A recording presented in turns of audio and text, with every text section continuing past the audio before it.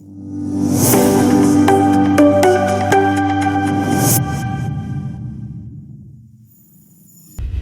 we want is what we find.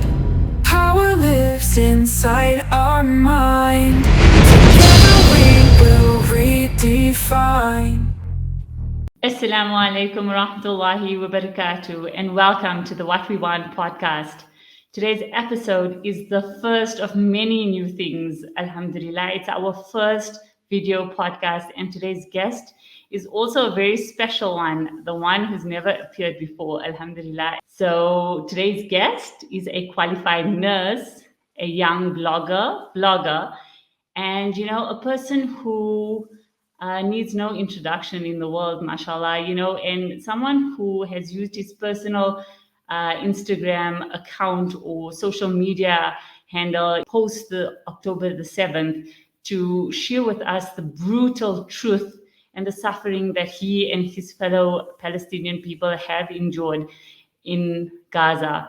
And someone also, I think I'm giving away a lot right now, but if you know who I'm talking about, it's the face behind the scene TV documentary Ahmad Alive, which also was played in the UK, in South Africa, and also to be played around the world. To all our listeners and our viewers out there, today we host for the very first time our first male guest on the What We Want podcast, and this is the one and only Ahmad, and he's still alive. Assalamu alaikum wa rahmatullahi wa barakatuh. Ahmed, and welcome to the What We Want podcast.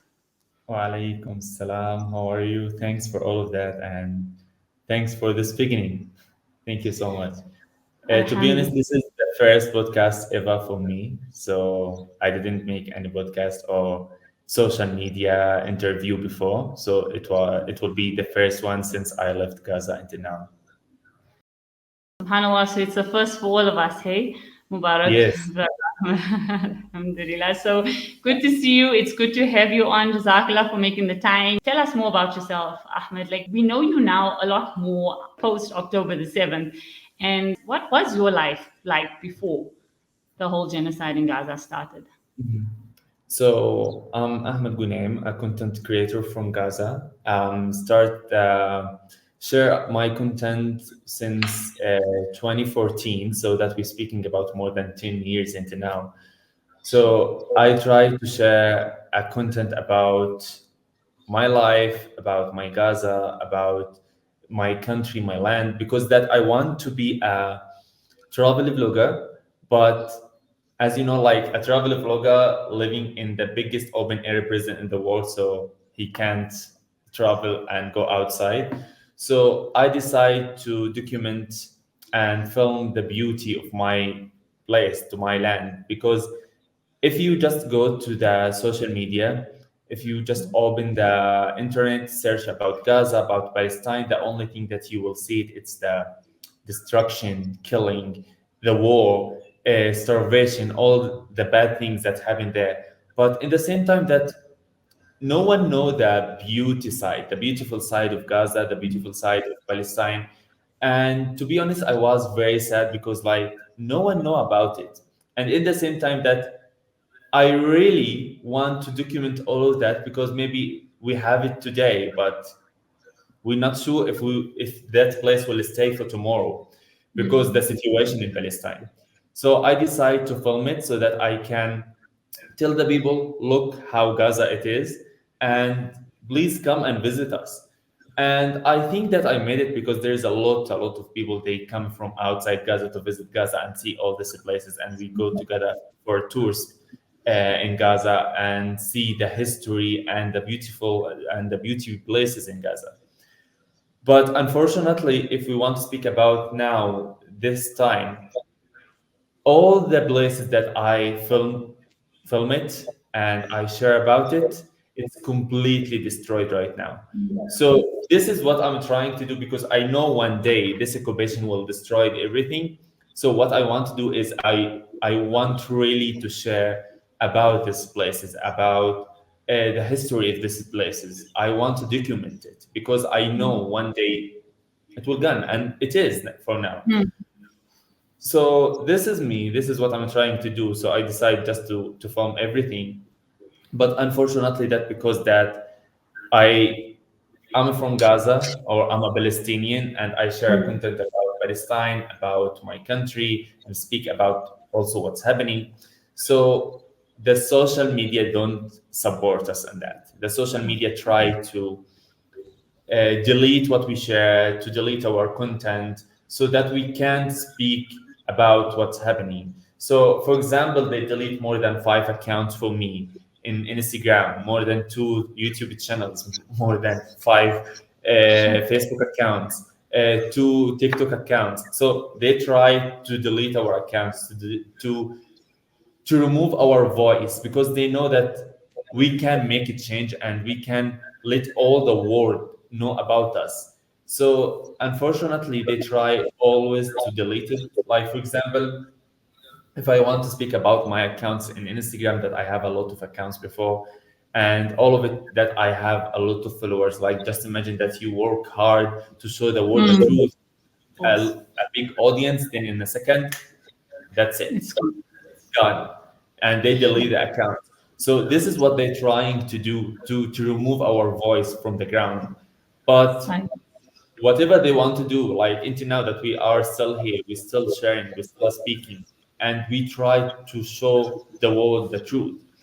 So because of all of that happening, let me say since October 7, and as you know, but unfortunately, not all the people know about it. This is not the first war for Gaza. There's a lot of wars happened before, but not all the world know about it because all the people know about what's happening in October 7 and what's happening after.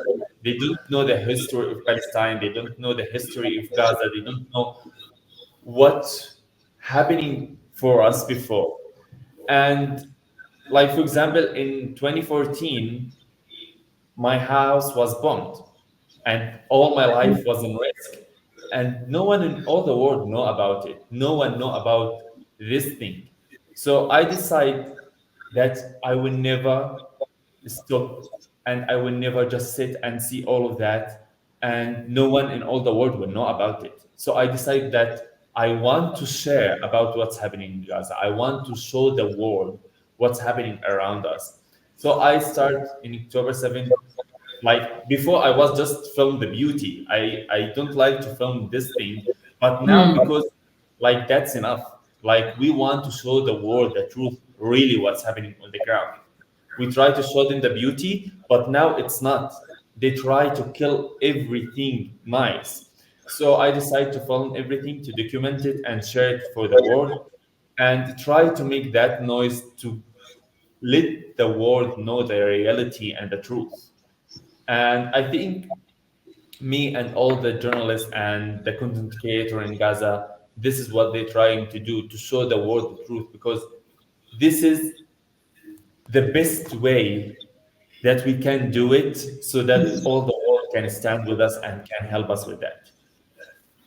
I have to say, Jazakallah, and thank you for using your voice to, address these situations. Because if it wasn't today for social media, we've been so filled with propaganda and news. I mean, you just like one of the few left that have survived and documented.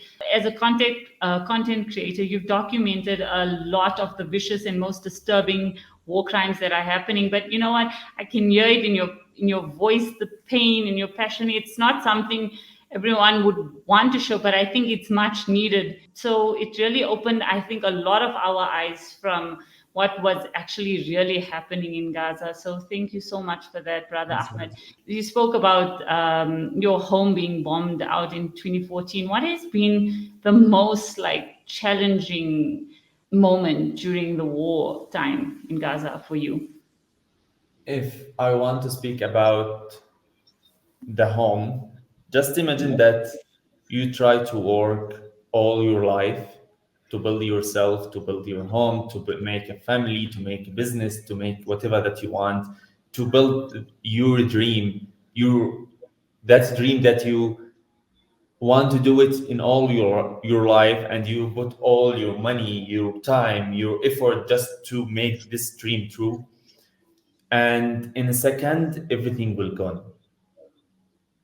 That's it. Like you can see your home bombed and you can't do anything. Like you can't protect it. You can see your dreams, it's destroyed, and you can't do anything for it. Like for example, we try to do a lot, like we have a lot of dreams, we have a lot of things that we want to make it in our future, for our life, for ourselves, and we try to build it day by day, year by year, and in second everything will come. And it's So not it's like, very very yeah. very hard to work hard all the time, and you see everything that you build it Gone. destroyed. And it's not even your But fault. unfortunately, that not all the people they feel it. Not all the people they know what we're speaking about. Not all of them they like. They don't know what's happening with us to make all of that. Why? Because as you know, there is like in water, in electricity, in the material, in everything that you want. So it's very, very, very hard to have all of these things in Gaza, and you have a lot of challenges to do that. And with all of that around you, when you try really to do it, it will done in second. So it's very hard. Like for example, let me say someone in anywhere in the world, if you want to do something exactly the same, that's what I want to do in Gaza, and maybe we have the same qualified, the Mm, same experience, everything, it will be very easy for him more than me, of course. because everything available for him to do it, but in Gaza it's not available. So you have a lot of challenges to have the material, to have whatever that you want to make it. You need the time, and for example, oh, I want to put this here today, but maybe after 1 second it will be destroyed. This is our life. Mm. And you can understand, as like many young ambitious individuals like yourself have these goals and dreams of becoming something. I've seen so many kids in Gaza talking about who they want to become, doctors, and help people out there, and in a second all these dreams are crushed totally. Like how has this impacted you and your community, like personally? How has it impacted your life?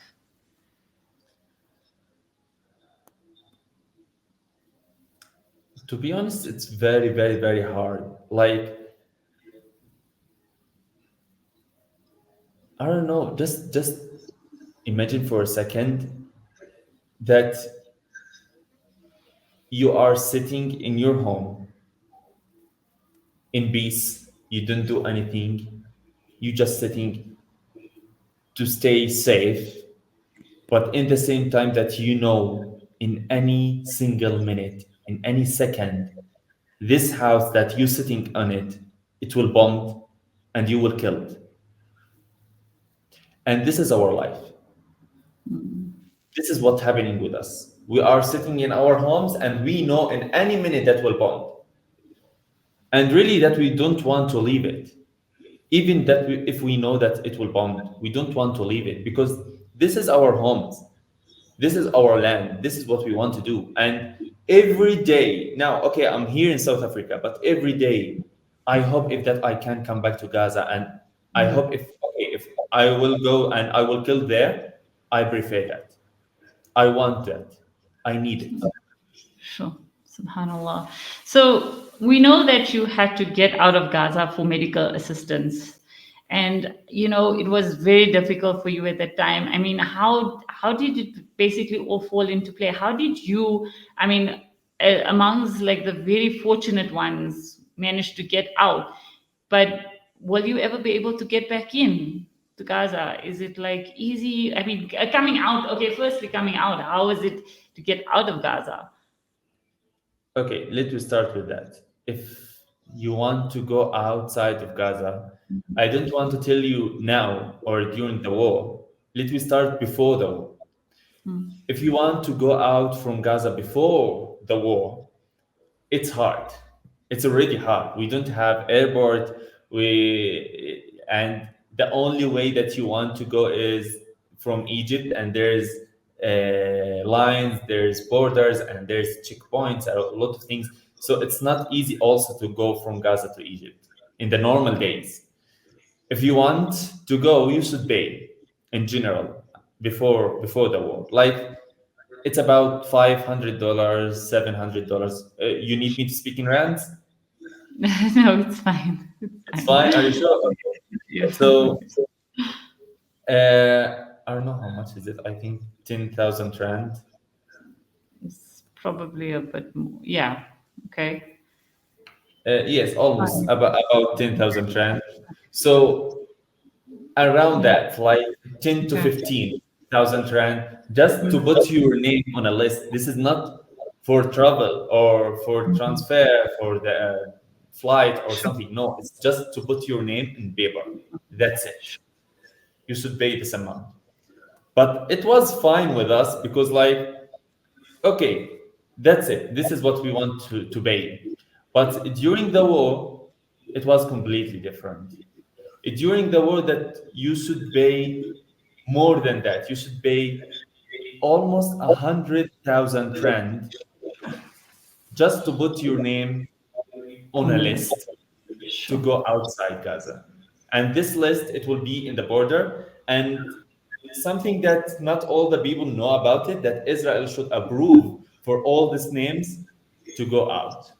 So also it's not easy. Like you will pay, then they will give you approve or not. And if they give you approve, your name will be in the list. If not, that's it. You lose it. Sure.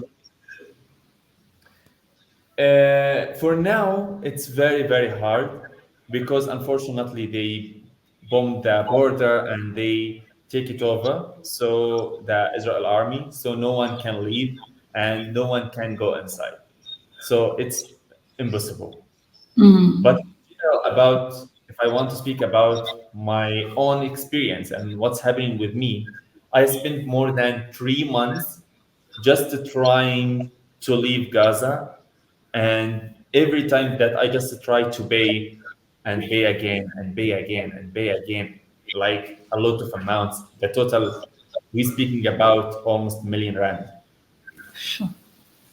And the problem is that you lose it. You lose everything just to put a name on a list. And every time they say, oh, no, we don't accept this name. No, we don't want to accept this name. And I don't know why. Like, if Yeah. all of that just because I just try to document what's happening in Gaza, to document what's happening with me, to show the reality for the world, you don't want me to leave. Like it's very, very, very hard. And as I said, for now, unfortunately, no one can go out, no one can go in. And also, if I want to speak about the aid truck, it's impossible to go inside. That's one of the things that I really wanted to say is that, like, we know in the first stages of this whole genocide, post October the 7th, I mean, we were strong on boycotting, we were strong on donating, raising funds, sending it to Gaza, sending aid in, and all of a sudden everything's now blocked off. Yes. We're hearing that they're not allowing the aid trucks in. We're seeing famine. We're seeing innocent dying of hunger. We're seeing all of these images. I mean, besides the protesting and the boycotting, and yes, our prayers are with the people of Gaza, what more as an international community, what more can we do to show our support for, and also by us doing all of these things, is it really like impacting? I see today, it's sad to say, but a lot of people have moved on in life, or maybe they are still, like, it's not as a big thing to talk about Palestine anymore. A lot of people are not boycotting as strongly as they did, and we still need to continue this. I mean, there's still, I think somehow it is reaching the people in Palestine. It is important that we continue to stay strong. Is it really a way that we can show more support? So for me, I feel really it works. About the boycotts, it's really work.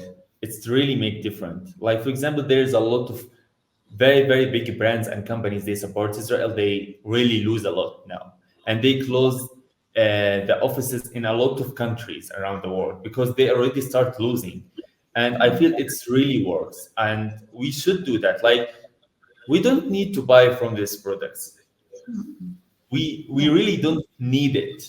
of course. We can buy from another thing. We can buy local brands. We can buy from another brand. They support Palestine, and you will never lose anything. Like, some of it, it's exactly the same.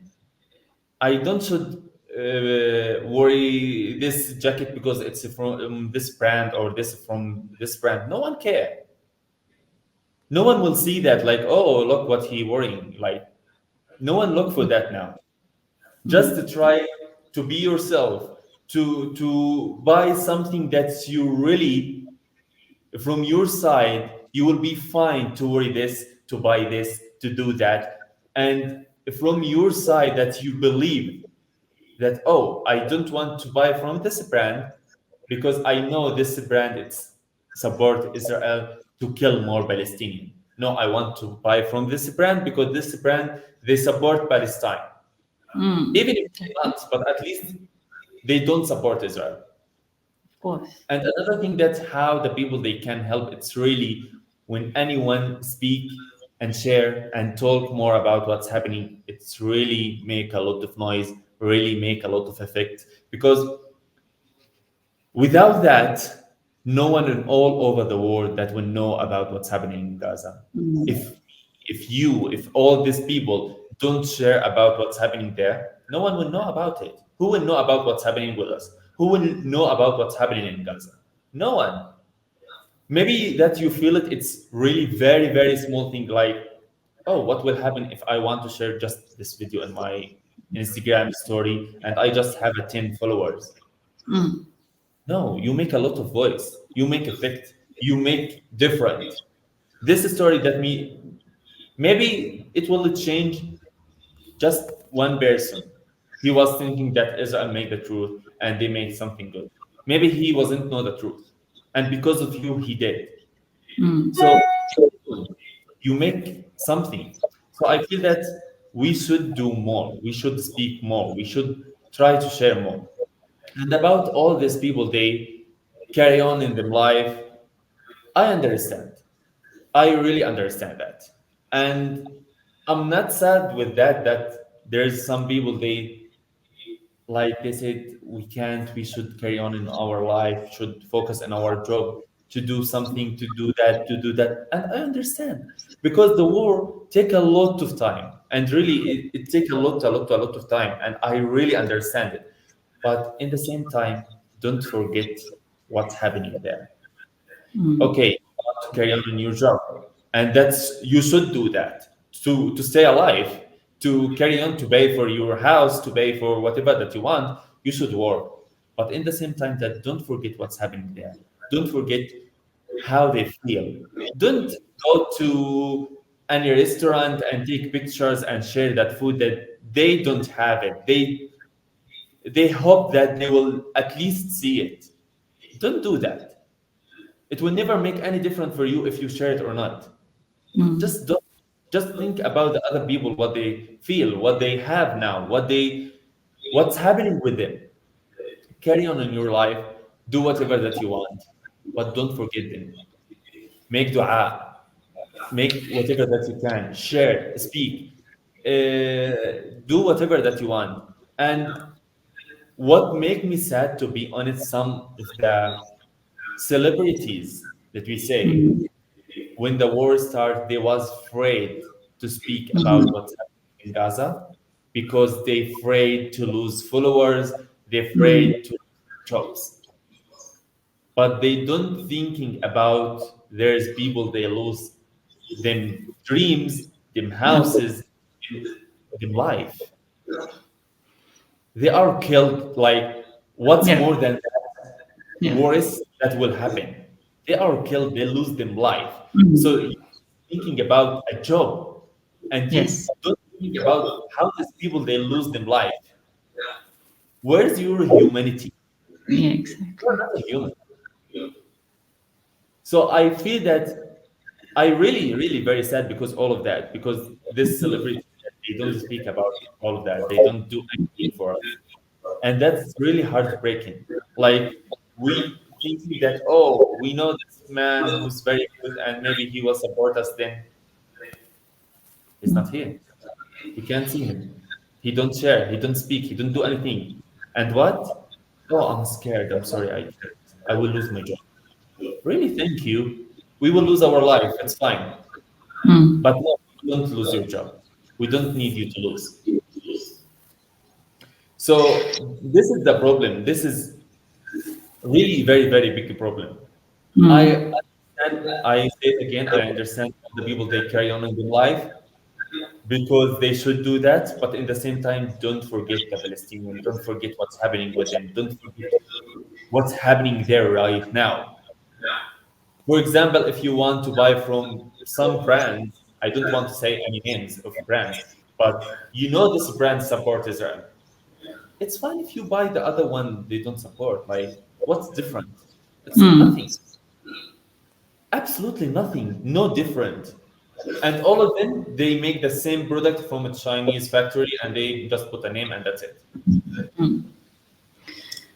We hear the chants around the world saying free free Palestine, but I think it's the Palestinian people that have really freed us. They freed the world. We've been so blinded in the world, focusing on following celebrities, following brands, following all these things that we were supporting, but what was harming our fellow brothers and sisters in Palestine, our Muslim brothers and sisters in Palestine. We've seen the images of the beheaded babies. We've seen tents being burnt. We've seen beastly attacks by dogs on elderly and the special needs like Muhammad Bar. It's absolutely crushing. But for us, we're basically looking at it through a screen, and we're going back to life. These are the people that are really going through it. So to the Palestinian people, they've really opened up a whole lot of so much. They've really opened up the true world to us. I think we've been living in the fake world. They actually are the people living in the real world. And that, like you, when you started, you said Gaza is the world's biggest prison. And that just reminds me of the hadith, something to the effect that this dunya is a prison for a believer. So I believe that, in a paradise for the non-believer. So I truly believe that the Palestinian people are the real people that we should, look up to, and their iman and their tawakkul and their strength and their resilience is amazing. It's really so inspiring. What in particular was from your life there in Gaza, post October the 7th, a moment or a story that you can share with us that deeply affected you? So before that, let me speak about part that you said about the selfish. So if we looking in our side, like from inside, as any human, that of course that he will thinking in a selfish way in that moment. Like for example, oh, we don't have food. If I don't have the food, I will die. So I should think as selfish. If I find this food, I will keep it for myself. But I don't see that in Gaza. Never. It's completely different. Most of the people they share everything. Subhanallah. Maybe they really need this Subhanallah. food and they really need it and they really don't have it and they really need it for them children to keep them alive, but they decide Subhanallah. to take part of it for them and take another part for the other people and another part for another people and share it with each other because they are human, and this is what Islam teach us to do. This is what our Nabi Muhammad teach us to do, Subhanallah. to share that together, not to keep it for ourselves. He said, like, how that you will stay in your home and your neighbor don't have the food and you know about it and you have it and don't share it with him. Because of that, we share our food together, we share everything together to stay alive together. And About your question, if I have anything after or before October 7th. Well, if you'd like to share both, that would be, yeah, appreciated. But anything that was really, that it deeply affected you in your life, like, In general. hmm, Okay. In If I want to say before October 7th, maybe it's like everything happened in our life. Like to have the sabr, the passion every time. Because like we try to build anything that we want after few months, after a year, after a second, it will bomb, if it will destroy it, and we will take it and rebuild it again, and rebuild it again, and it's fine. I don't know how that we have all this power to do it and not just to give up. Like for example, anyone maybe will be in the same position that I was in. Like when every time that I try to document, to share, to film, to speak, to do all of that, and every time they delete the accounts, he will give up. Like we speak 5 times here, 2 times here, 2 times here, 5 times here, like more than 10 times. Like who can carry on with that and continue? And every time they delete it, I said, "Oh, okay, it's fine. I will open another one now." And that's it. I don't just sit and think about the other you one. Like don't. it will never come back because not the first time for me. And I said, "Okay, that's it. I will open another one and I will complete in this one." And that people maybe they will find me here or not. It's fine. I will find another people. But my message is what I want to do is just to share for all the world about Gaza, about what's happening there. So I just carry on and share. So I feel that I learned the passion from everything that happened in my life before October 7th. But after October 7th, what I learned is that the life is nothing. And it's don't deserve all of that time to think about it and to worry about it. And another thing that is, if you really love someone, appreciate someone, like someone, whatever it is, go for him, tell him. He will never know that, oh, Ahmed appreciate whatever that I do for him or whatever I made. He will never know if I don't go to tell him directly, I really appreciate what you did. I really like it. He will never know. And maybe in any time they will dead, killed, and they will go, and you can't just to speak with them. And you will say all the time, if I just tell him about it, if I just tell these people about what they did, I feel like I really feel it because of what? Because I have one of my best friends and he was very close for me, and he make a lot of things for me in my life. He helped me a lot with filming, with whatever that I need in my company, in everything. If I have any problem, he was always next to me, and I never tell him that thank you or I really appreciate it or I really love you or anything. And unfortunately that he killed in this war. And every day that I feel so sad because that why I don't tell him that I love him, why I don't tell him that thank you for you to being with me, why I don't do that. All the time that I say why, but like in the same time that I can't do it now, it's over. So I really after that I feel we should do that. We should appreciate all the people around us. We should say thank you. Maybe it will really small word, but it's make a lot. It's really it change a lot of things in the heart. Maybe he have a lot of problems and he just waiting you to say something good for him, so that after that you will make him happy or something. So this is another thing that I learned. And as you know that since the first day of this war, I try to share about what's happening there. And I speak a lot and I really see a lot. And I was very sad and very tired because that we really speak and share and do a lot of things, but no one do something. No one, Mm. no one do anything for us. Everything that we say it, everything that we share it, everything that we try to tell the world about it, it's don't affect for anyone.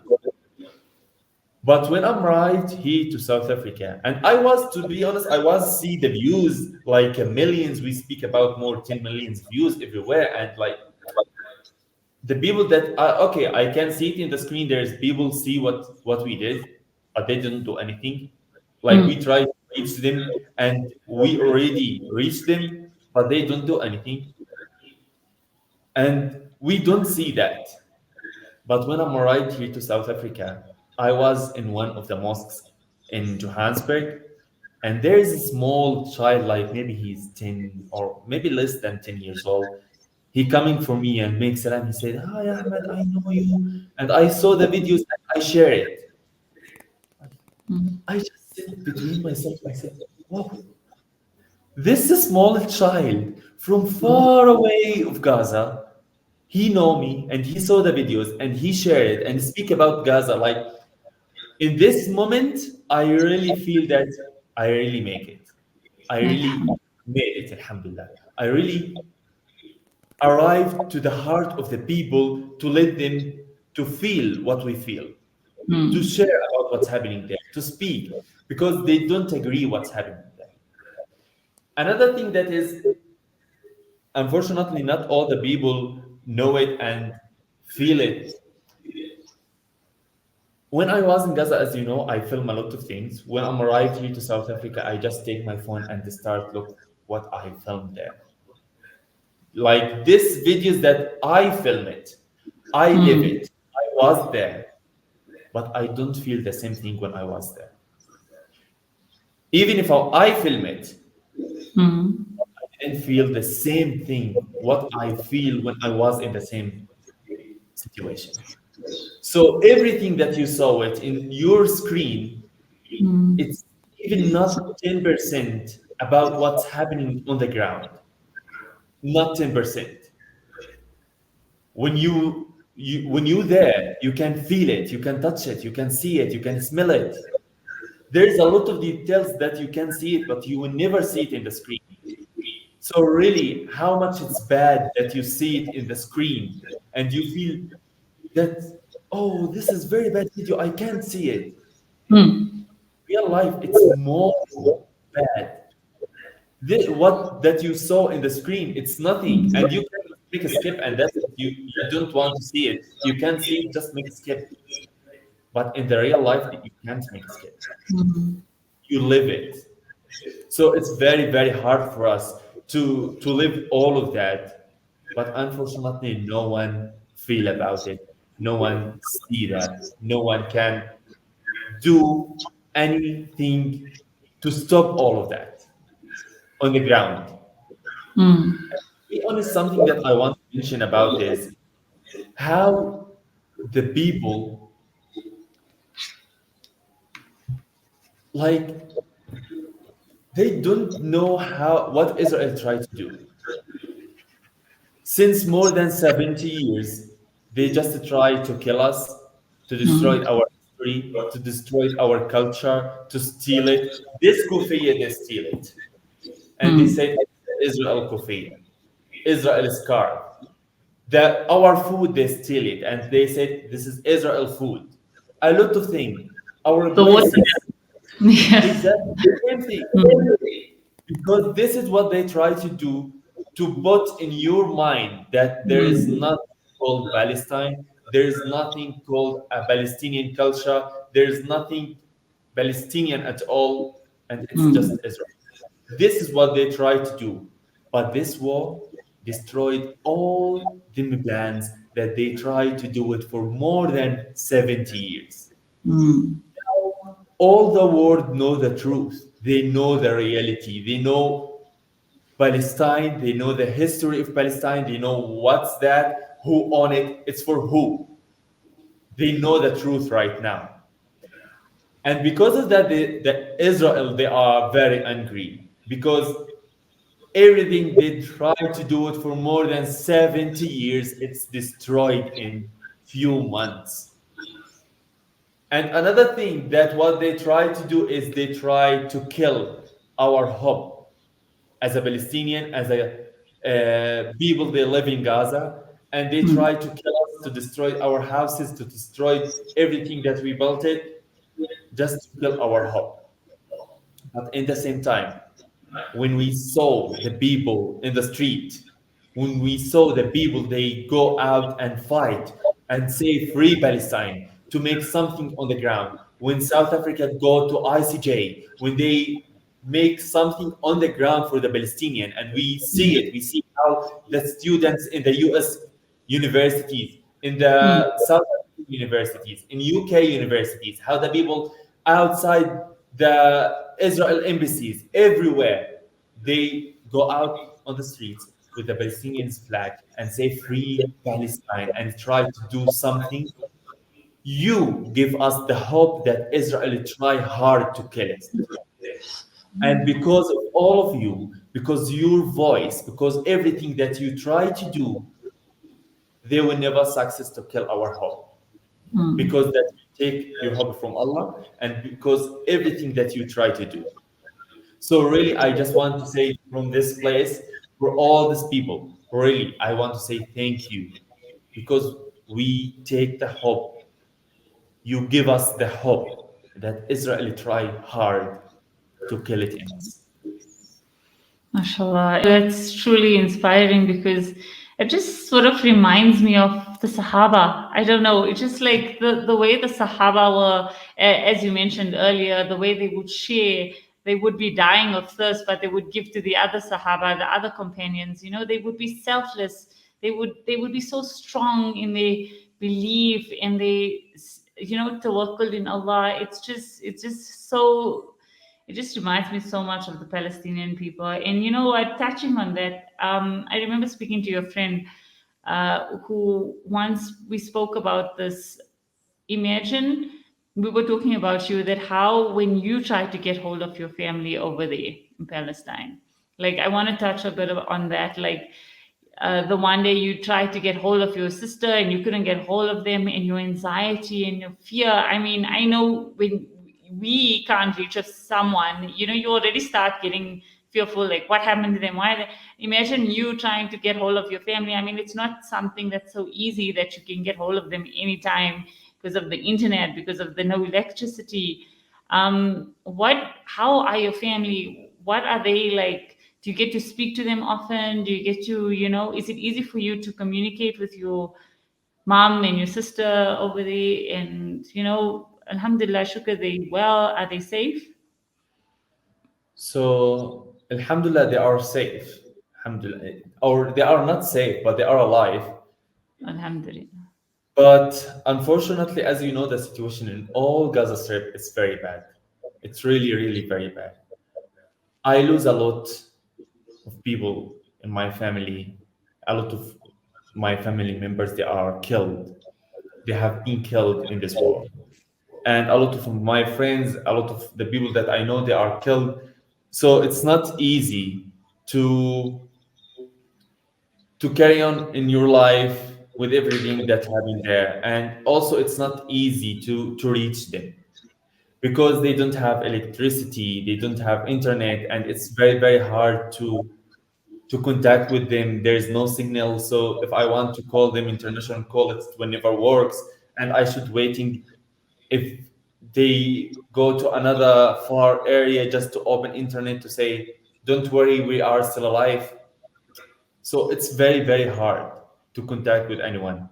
And just imagine that after, like before a few days, I try to reach them a lot, but I can't reach any one of them. And all this, the news say about the situation exactly where they are. They bombing where they are right now, and all the news speak about it. And I can't reach any one of them. And when I was saw the pictures on the news that like I know my family, they are in tent now next to this place. Like they put the tent in this wall and they bomb this wall. Like of course they bomb them. And I was sure about that. They bomb exactly the right place where they are. And I just tried to reach them more than 2 hours. Just trying, and I can't reach any one of them. In the end, my mother opened internet and she was sending me a video that I didn't share it because it was hard for me. So until now, no one all the world know about this video because for me, I didn't manage to see it. It's I destroyed me. She was film a video about this moment when they bombed the place.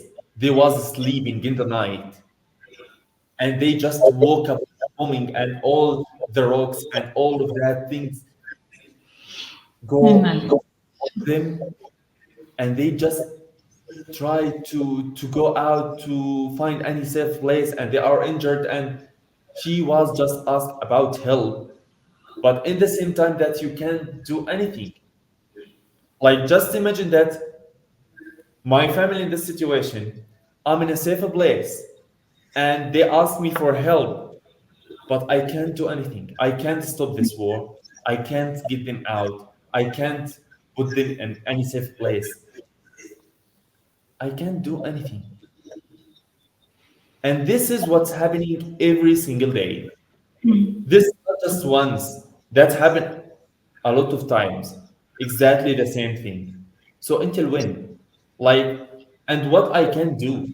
Nothing. Even if I will still speaking, even if I will share a lot, that it will never stop. It's not my power. That I don't have that power to stop that war. But in the same time, until when? And for all the people, they have that power to stop the war. Like when it will stop. More than 40,000 people who have been killed in this war. More than 100,000 people they have injured. There is more than 10,000 children that are orphan now. All the people in Gaza, they lose one of maybe at least one members of them families. They lose them house. They lose them business. Until when? How many people they should be killed so this war will finish? How many houses will destroyed so after that this war will finish? How many children they will be orphaned so after that will this war will finish? Like that's it. Ceasefire now. Definitely. It's over 300 days, close to almost a year later, and nothing's happened. Nothing stopped. When this war started, we thought, okay, it's going to be not long. It's going to stop. It's going to stop. It hasn't. Someone actually asked me, and that was a kid, one of a really small kid at the age of 5, asked me, but how did the Israelis get so much power? How did they occupy so much of Palestine?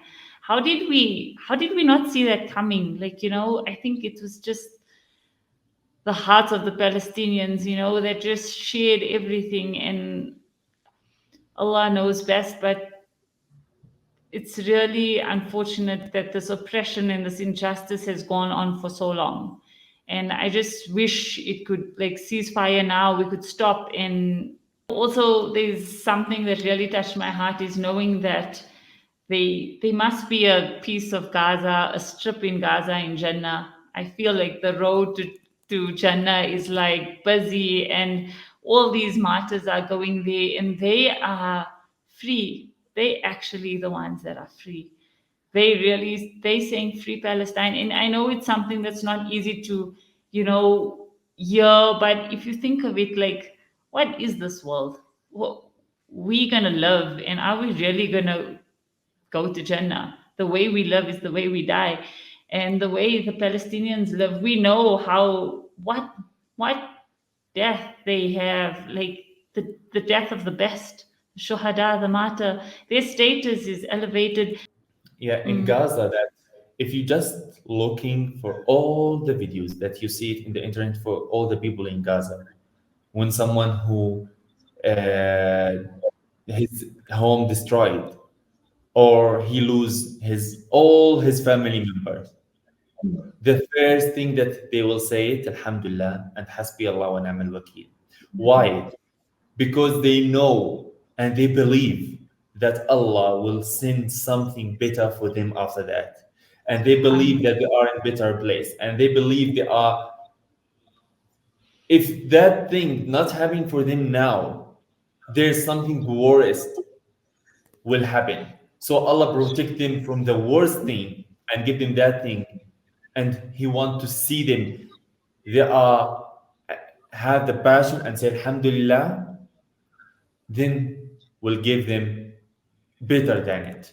So Alhamdulillah for everything. When my home was bombed and I was inside of me and all my family, the first thing that I said is Alhamdulillah without without anything. I just say it. Alhamdulillah. Because we believe it. From our side, from inside, we believe that there is something better will be after that. So Alhamdulillah for everything. And about the mosque, that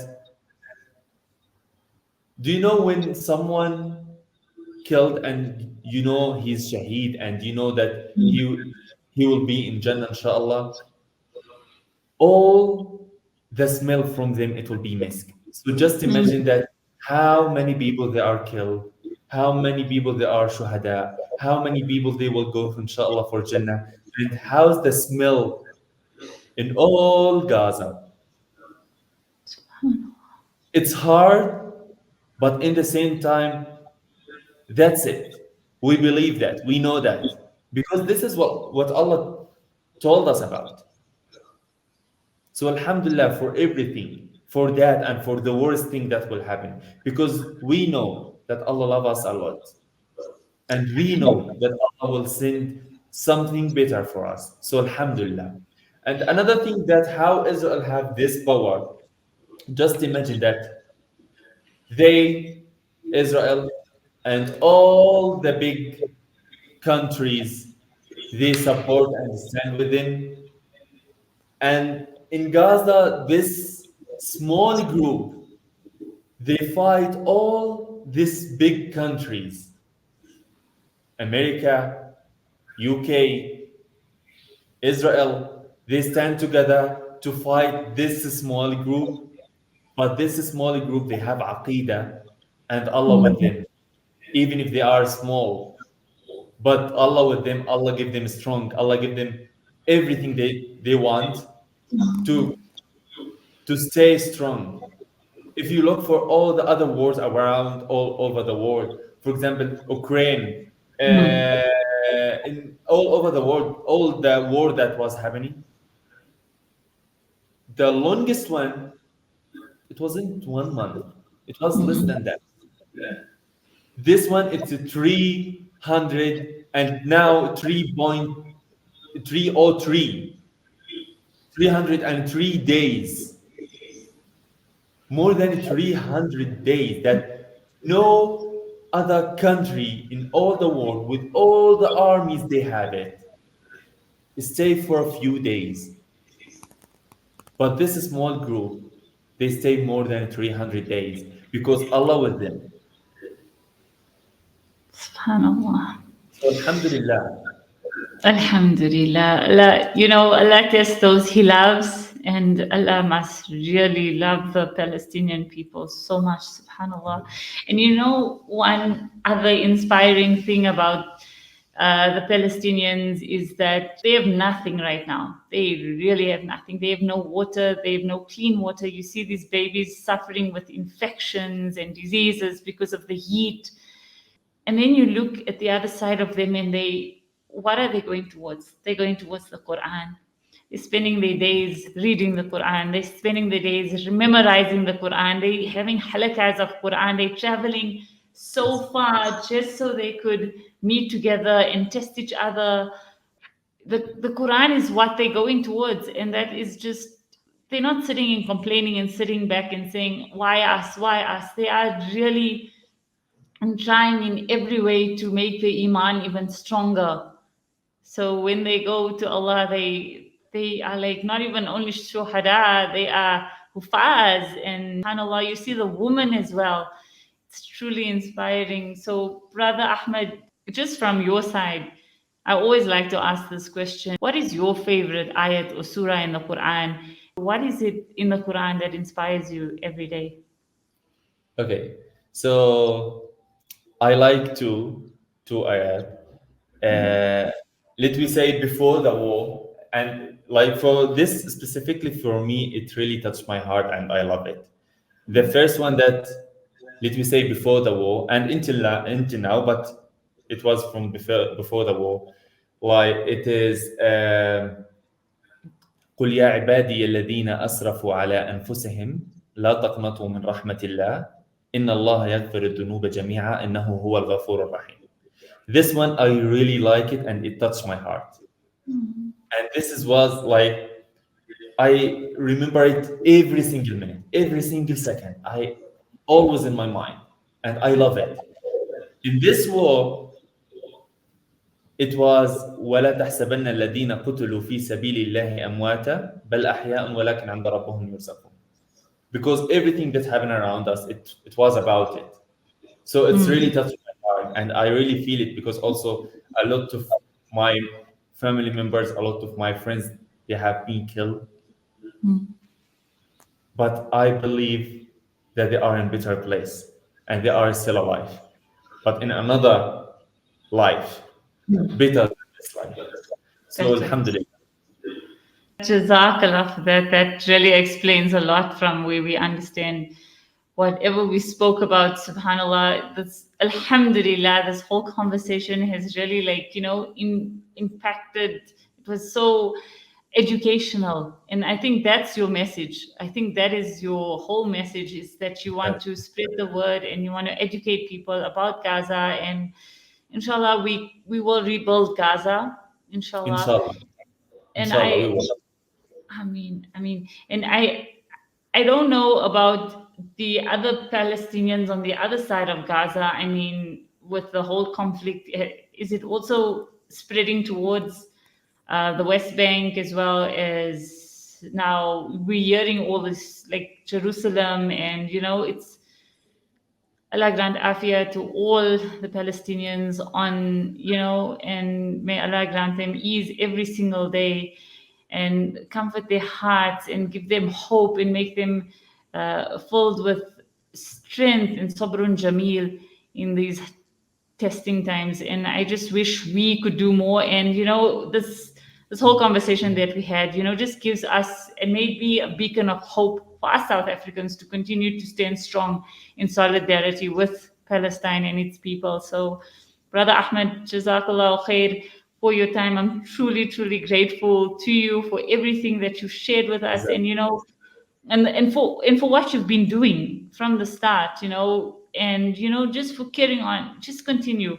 Don't stop. Don't ever give up, because I think that's what keeps us inspired, is that we wish we were like the Palestinians. We wish we had the iman like the Palestinians. We wish we had the tawakkul and the strength and the hope in the hearts like the Palestinians. And that inspires us every single day. So Jazakallah khair. And our prayers are with you always, and your family and the Palestinian people and all in Gaza. If there is anything else that we could do, please, in your closing. I mean, Jazakallah, thank you so much for all of that. And I really want to say for all the South African, for all the people all over the world. They try to help and do something. Thank you so much. And for me, that I feel that why South African, they really feel what's happening in Gaza, because they was feel it before in the apartheid period and what's happening with them, and they really feel what we all feel now in Gaza. So really, I just want to say thanks for all of you. And from your platform, if you your podcast, I want to invite all the people, the South African and non-South African from all over the world. When this war finish, and inshallah it will finish very soon, to be side by side, hand by hand, together, to go to Gaza to rebuild it again together. So I hope all of you will be there to support, to help, to rebuild, to do whatever that you can do. And thank you so much, Jazakallah, for all of that, and Jazakallah for everything that you did, Tasneem, for Palestine, and for all the topics that you're speaking about it in your podcast. Thank you so much. We really appreciate it. And carry on with everything that you do. And for anyone who tried to do something for Palestine, for the Palestinian, please carry on with everything that you do, because we can see it, we can hear you, we can see you, we can see everything that you did. So please stay, do it for you, for us, for everything. And thank you so much. Jazakallah khair, Brother Ahmed, and that is so kind, really. I wish you could do more. And over here we feel powerless, like we can't, but Allah is so great and so merciful, and we should never lose hope. And that's what I take from this whole conversation. So Jazakallah so much, and Allah is definitely with the people of Palestine and with you. So take it Inshallah. easy, and if there's anything else that we could do, please keep in touch. Jazakallah, Brother Ahmed, and you take Jazakallah. Thank you so much. right. Assalamu alaikum wa rahmatullahi wa barakatuh. What we want is what we find. Power lives inside our mind. Together we will redefine.